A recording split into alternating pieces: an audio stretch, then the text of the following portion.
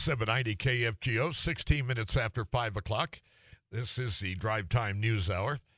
Good to have you hanging around with us here. At about this time every day, we like to reach out and chat with someone, and today our someone is Mark Ewens. Home on the Prairie Weather LLC is his Facebook handle, and he is a former National Weather Service forecaster, meteorologist, heard for years and years and years here on KFGO, along with other folks that worked out there. But he now is in Grand Forks and joins us to, coincidentally enough, talk weather. And Mark Ewens, welcome to the Drive Time News Hour. Always a pleasure to visit with you, Jack. How you doing this afternoon? I'm doing very well. You're at the Corn and Soybean Expo today, is that right? Yep, that was out at the fairgrounds in West Fargo. They just wrapped up in the last little bit. It was a great crowd, great presenters, great conversation. Got to reconnect with a few friends that I haven't seen in quite some time. So I think it was very much a success, just not personally, but for the whole thing. Great information been shared. Yeah, I was just talking to Rusty Halverson about it, and of course that's, in fact, News and Views broadcasted from there this morning, too, at the fairgrounds. But, Mark, the question I've been wanting to ask you, do you feel as uneasy about the sort of warm weather that we've had this winter as you look forward to the spring and summer? I just can't. I'm just trying to imagine what it'll be like, but you're an authority. What do you think? Do you feel the same way? Does it give you kind of a lump in your gut to think about what might be?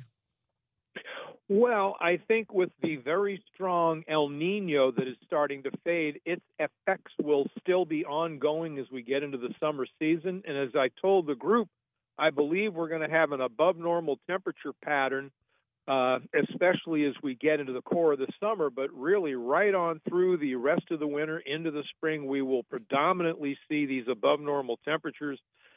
Precipitation-wise, I think our best chance for having any significant moisture being added to the system will probably be in the late winter, early spring period. And then as we transition into summer, I think it'll be perhaps a little on the drier side.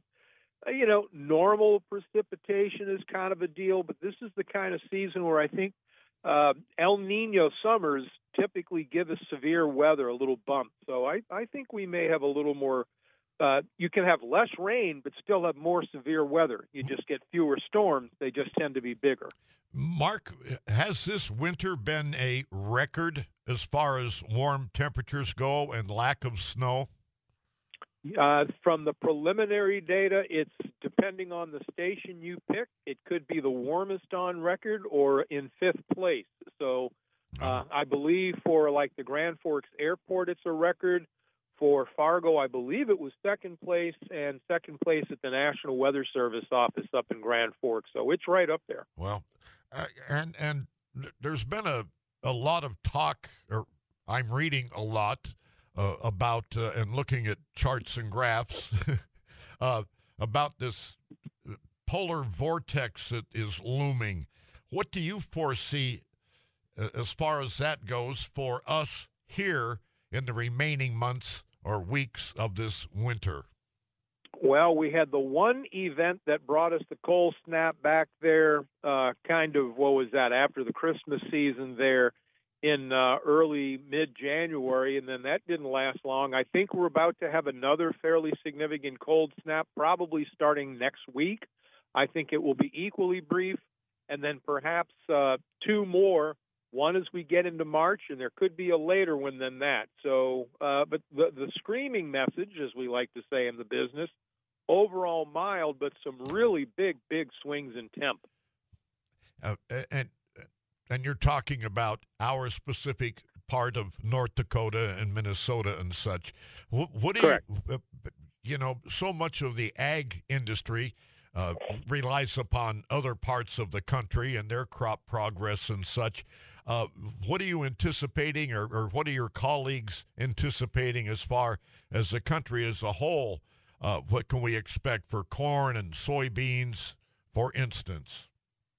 Well, we're coming out of a roughly almost 25-year wet cycle that started back in the early 90s after the drought cycle of the mid 80s to right around the 90s. And of course that included some big floods, Devil's Lake going up. I think we're headed into more of a drought pattern as we head into the second half of this decade, and that could linger for a while. So the message is, drought-tolerant plants, thinking about water mitigation and things of this nature, water preservation, I should say. So measurements that will be in line with a droughtish characteristic over the next couple of years. Man, it's good to talk to you. I hope we can do it again sometime soon. Home on the Prairie Weather LLC. That is the Facebook handle for Mark Ewens. He uses techniques developed by the National Weather Service and uses historical analogs from climate data to produce outlooks, and has some pretty sharp-looking graphs. Thank you for joining us, buddy. Great. Take care, Jack. Always a pleasure. Great to have you in town, too. 22 minutes after 5 o'clock.